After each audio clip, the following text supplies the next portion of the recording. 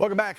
Joining us now to discuss more about the election results, the mass amount of voter fraud cases that keep piling up, and how big tech and social media influence this election. Staff writer for the Federalist, Tristan Justice. What a great name when you're a reporter, Mr. Justice. How are you doing? Good. How are you? I'm jealous of the name. Let's talk first about big tech and social media influencing now post-election, because we covered so much leading up to it on how they were suppressing, blocking, and just outright killing stories and posts of conservatives, even the president. Now we're post-election, and they won't let any of these videos that we here at One America News keep grabbing onto before they get deleted. They just keep blocking all these videos where there are questionable things happening behind the scenes with vote counting. Your take, sir?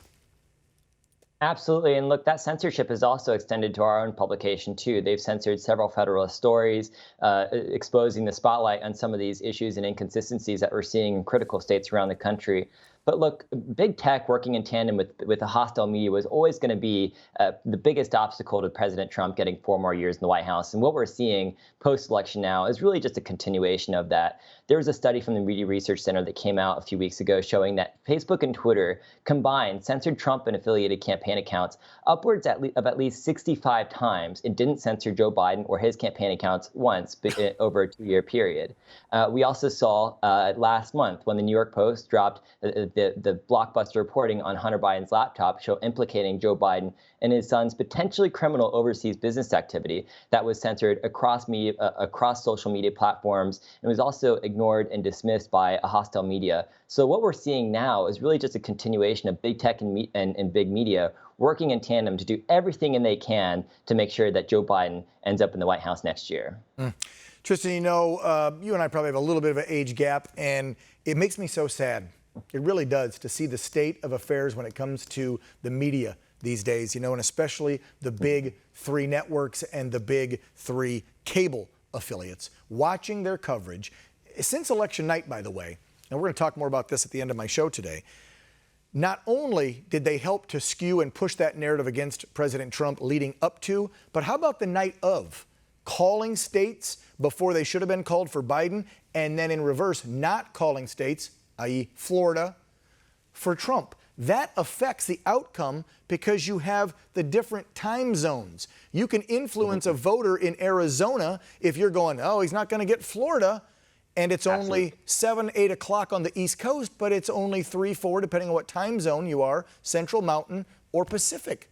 It's nonsense that the media does this. We've got to put a stop to it. You're absolutely right. And look, it kind of begs this question of why do media outlets even project races anyway before all the votes are counted? I mean, you don't go into the 3rd quarter of a football game and then call the game for the other team. And so I think going forward, this is really going to change the way of how we think about maybe projecting these races too early. And that's one of the big untold stories of elections, is really how calling states early in the night can suppress voter turnout in the western states like Nevada and Arizona. And so we also saw one of the early states that were called was Virginia. It was one of the first states that was called for Joe Biden at the beginning of the night. And then Donald Trump was up by about 400,000 votes for the next hour and a half. And so, of course, the race tightened and the state ultimately went to Joe Biden. But again, calling these races early has a real impact on the outcome. And we're seeing that play out with states like Arizona and Nevada, where Biden's lead is very small. And throw in North Carolina. They still won't put it in the Trump win column, and he's got it. He's up even more now, and they're pretty much almost done, if not done, counting, aren't they? Like 97 or 99%. So he's won North Carolina. They won't even give it to him. To me, it shows they are so biased because, just like with the COVID numbers, CNN, I love them, have the numbers up on the side or down on the bottom, constantly showing the electoral vote count, right?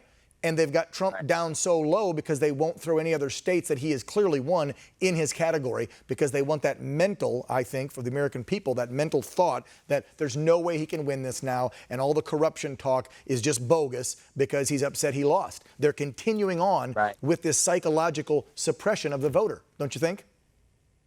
No, I think you're absolutely right. And look, it is not an assault on our democracy to question the inconsistencies and issues that we're seeing in several states across the country. In fact, it's quite the contrary. And I can guarantee you that if the roles were reversed and it was Donald Trump in the lead and across all these different states like Pennsylvania and Michigan, Joe Biden would be filing all the different lawsuits that the Trump campaign is filing right now. Oh, of course they would. It goes both ways. It goes both ways, Tristan. They're giving me the hard rap, man. You know how it goes. You're a journalist. Keep up the good fight there at the Federalist. Keep these reports coming. Stay on top of the investigations you guys are doing, and help keep pushing the conservative voice out there and giving all of us a voice. We appreciate it.